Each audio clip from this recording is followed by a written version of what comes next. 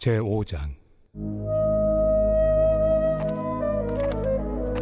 너희 중에 심지어 음행이 있다 함을 들으니 그런 음행은 이방인 중에서도 없는 것이라. 누가 그 아버지의 아내를 취하였다 하는도다. 그리하고도 너희가 오히려 교만하여져서 어찌하여 통한이 여기지 아니하고 그 일 행한 자를 너희 중에서 쫓아내지 아니하였느냐. 내가 실로 몸으로는 떠나 있으나 영으로는 함께 있어서 거기 있는 것 같이 이런 일 행한 자를 이미 판단하였노라. 주 예수의 이름으로 너희가 내 영과 함께 모여서 우리 주 예수의 능력으로 이런 자를 사탄에게 내주었으니 이는 육신은 멸하고 영은 주 예수의 날에 구원을 받게 하려 함이라. 너희가 자랑하는 것이 옳지 아니하도다. 적은 누룩이 온 덩어리에 퍼지는 것을 알지 못하느냐. 너희는 누룩 없는 자인데 새 덩어리가 되기 위하여 묵은 누룩을 내버리라. 우리의 유월절 양 곧 그리스도께서 희생되셨느니라. 이러므로 우리가 명절을 지키되 묵은 누룩으로도 말고 악하고 악에 찬 누룩으로도 말고 누룩이 없이 오직 순전함과 진실함의 떡으로 하자. 내가 너희에게 쓴 편지에 음행하는 자들을 사귀지 말라 하였거니와 이 말은 이 세상에 음행하는 자들이나 탐하는 자들이나 속여 빼앗는 자들이나 우상 숭배하는 자들을 도무지 사귀지 말라 하는 것이 아니니 만일 그리하려면 너희가 세상 밖으로 나가야 할 것이라. 이제 내가 너희에게 쓴 것은 만일 어떤 형제라 일컫는 자가 음행하거나 탐욕을 부리거나 우상 숭배를 하거나 모욕하거나 술 취하거나 속여 빼앗거든 사귀지도 말고 그런 자와는 함께 먹지도 말라 함이라. 밖에 있는 사람들을 판단하는 것이야 내게 무슨 상관이 있으리오마는 교회 안에 있는 사람들이야 너희가 판단하지 아니하랴. 밖에 있는 사람들은 하나님이 심판하시려니와 이 악한 사람은 너희 중에서 내쫓으라.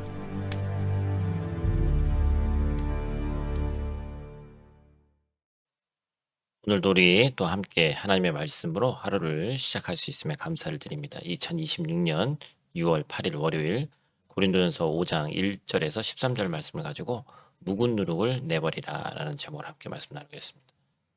계속해서 이 고린도라는 도시가 어떠한 곳인지 계속해서 제가 강조하고 있습니다. 항구 도시고 수많은 배가 오가면서 이 고대 사회에 막대한 부가 축적되었고 세계 각지의 사람들이 몰려들면서 자연스럽게 다양한 어떤 문화와 종교가 뒤섞였죠. 풍요로웠는데 그만큼 타락한 도시였습니다. 당시 로마 제국 사람들에게 고린도인처럼 산다는 말은 곧 성적으로 물러나고 방탕하게 산다라는 뜻의 관용어구로 쓰일 정도였다라고 합니다. 산 정상에 있던 아프로디테의 신전에서는 수천 명의 여사제들이 종교의식이라는 명목으로 매춘을 행했고 돈과 쾌락이 삶의 가장 큰 목적이 되어버리는 거대한 세속의 심장부가 바로 고린도였다라는 것이죠. 그런데 바로 그 척박하고 음란한 땅에 예수 그리스도의 십자가 복음이 심겨서 고린도 교회가 탄생했습니다. 이것은 교회가 탄생한 것 자체로 기적이었죠. 그런데 시간이 흐르면서 교회가 세상의 빛과 소금이 되어서 문화를 변형시키는 대신에 세상의 문화가 교회 안으로 스멀스멀 침투하기 시작하는 거예요. 교인들은 다양한 성령의 은사를 자랑했고 지식적으로는 풍성했지만 정작 삶의 순결함을 잃어버리고 말았습니다. 급기야 이방인들 사이에서도 입에 오르내리기도 민망한 충격적인 어떤 폐륜과 음행이 교회 안에 발생했다는 것이죠. 오늘 사도 바울은 에베소에서 이 참담한 소식을 듣고 피를 토하는 심정으로 펜을 들어서 고린도 교회를 향해 엄중한 경고의 메시지를 보냅니다. 오늘 이 아침 이 바울의 단호하지만 사랑에 담긴 외침을 통해서 우리 자신의 영적 현주소를 돌아보는 저와 여러분들 되시기를 간절히 축복합니다. 오늘 본 말씀 통해 우리가 첫 번째로 기억하기를 원하는 것은 죄에 대한 무감각을 경계하라 라는 것입니다. 2절 말씀, 그리하고도 너희가 오히려 교만하여져서 어찌하여 통한이 여기지 아니하고 그 일 행한 자를 너희 중에서 쫓아내지 아니하였느냐. 사도 바울을 참을 수 없이 분노하고 고통스럽게 만든 것은 범죄한 사람의 충격적인 악행 그 자체보다도 그 죄를 대하는 고린도 교회 공동체의 태도였다는 것이죠. 그들이 교회 내에 아버지의 아내와 동거하는 끔찍한 죄가 들어왔음에도 불구하고 그것을 끊어내거나 슬퍼하기는커녕 오히려 교만해져 있었습니다.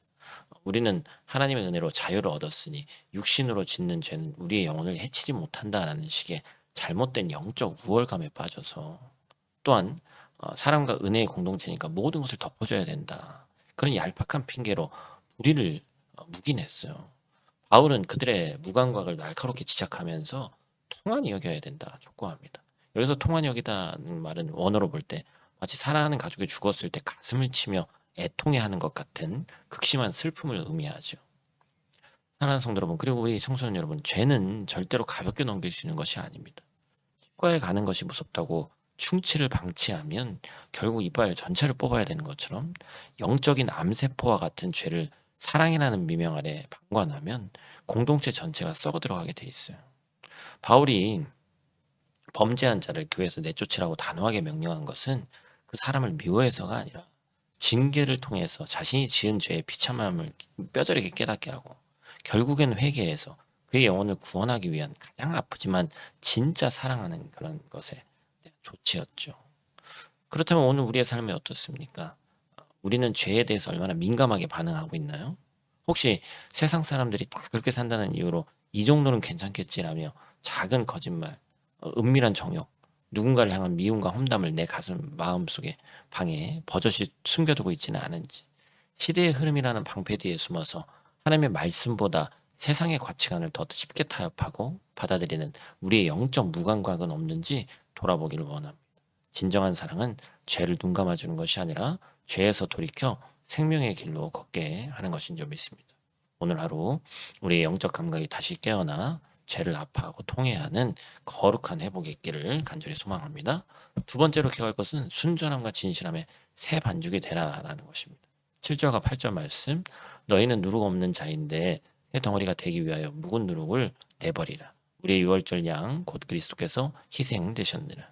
이러므로 우리가 명절을 지키되 묵은 누룩으로도 말고 악하고 악의에 찬 누룩으로도 말고 누룩이 없이 오직 순전함과 진실함의 떡으로 하자.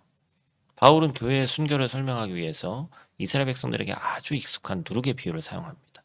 빵을 구워보신 분들은 또 청소년들은 또 알겠지만 밀가루 반죽에 작은 누룩이 한 꼬집만 들어가도 이스트라고 하죠, 그죠? 시간이 지나면 반죽 전체가 부풀어 오르게 되어 있습니다. 죄의 속성이 이와 같다는 것이죠. 아무리 작고 사소해 보이는 죄악이라 할지라도 그것을 허용하고 방치하면 순식간에 내 영혼 전체를 그리고 우리가 속한 가정과 교회 공동체 전체를 오염시키고 부패하게 만듭니다. 바울이 당장 버리라고 명령한 이 묵은 누룩은 이기심, 미움, 음란함, 세속적 가치 등 우리가 예수님을 믿기 전에 가지고 있었던 옛사람의 습성들이라는 것이죠. 그런데 바울은 아주 놀라운 선언을 합니다. 너희는 누룩 없는 자인데. 그렇죠. 본래 우리는 죄로 인해 부패할 수밖에 없는 자들이었지만 유월절 어린 양이신 예수 그리스도께서 십자가에서 피 흘려 죽으심으로 우리의 모든 죄를 씻어 주셨습니다. 그 보혈의 공로로 말미암아 우리는 이미 하나님 앞에서 흠없고 티 없는 누룩 없는 자, 곧 새 반죽이 되었습니다. 신분이 완전 바뀐 거예요.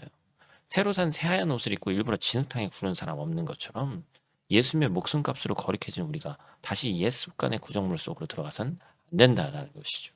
바울은 우리에게 명절을 지키자라고 권면합니다. 이는 구약의 절기를 물리적으로 지키라는 뜻이 아니라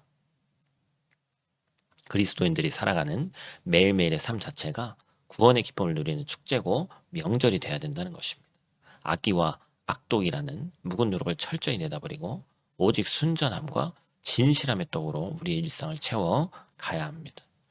세상과 물리적으로 단절하여 산속으로 숨어버리는 말이 아닙니다. 세상 속에서 불신자들과 어울려 살아가되 그들을 복음으로 품으면서도 내 안에 내면적 거룩함을 철저하게 지키는 것, 그것이 바로 새 덩어리 된 그리스도의 영광스러운 책임이죠. 사랑하는 우리 성도 여러분, 그리고 이 세일의 여정을 걷고 있는 우리 다음 세대 여러분, 교회는 완벽한 사람들의 모임이 아닙니다.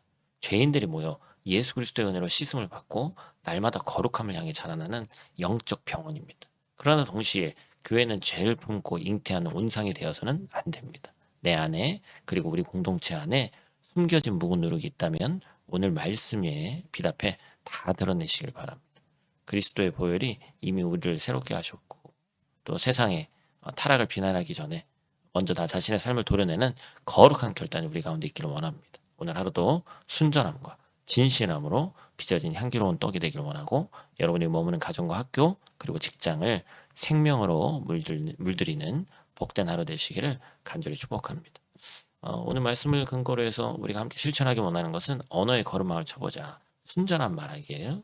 누군가 우리 오늘 한번 대화할 때 메시지 보낼 때 전송 버튼 누르거나 입 밖으로 소리를 내기 전에 딱 3초만 멈추고 질문해 보시기 바랍니다. 이 말은 악의인가 아니면 진실함과 살림의인가?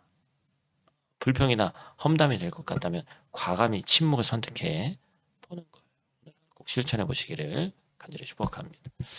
다시 있는 자리에서 함께 기도하고 마치도록 하겠습니다. 사랑과 공의의 아버지 하나님, 오늘 아침 바울의 애통하는 마음을 통해 우리의 둔감해진 영혼을 일깨워 주시니 감사를 드립니다. 십자가의 귀한 보혈로 우리를 정결케 하시고 새 반죽으로 삼아 주셨음에도 불구하고 여전히 세상을 닮아가려는 묵은 누룩을 버리지 못하고 살아왔음을 회개합니다. 주님, 이 새일에 20일의 말씀 순종 기간 동안 우리 어른들뿐만 아니라 함께 말씀을 듣는 우리 청소년들의 마음에도 성령의 거룩한 불을 내려 주시옵소서. 죄를 아파할 줄 아는 민감함을 주시고 어떤 상황 속에서도 타협하지 않는 순전함과 진실함의 능력을 허락하여 주시옵소서. 우리를 구원하시고 거룩하게 하시는 예수님 귀하신 이름으로 간절히 기도드립니다. 아멘.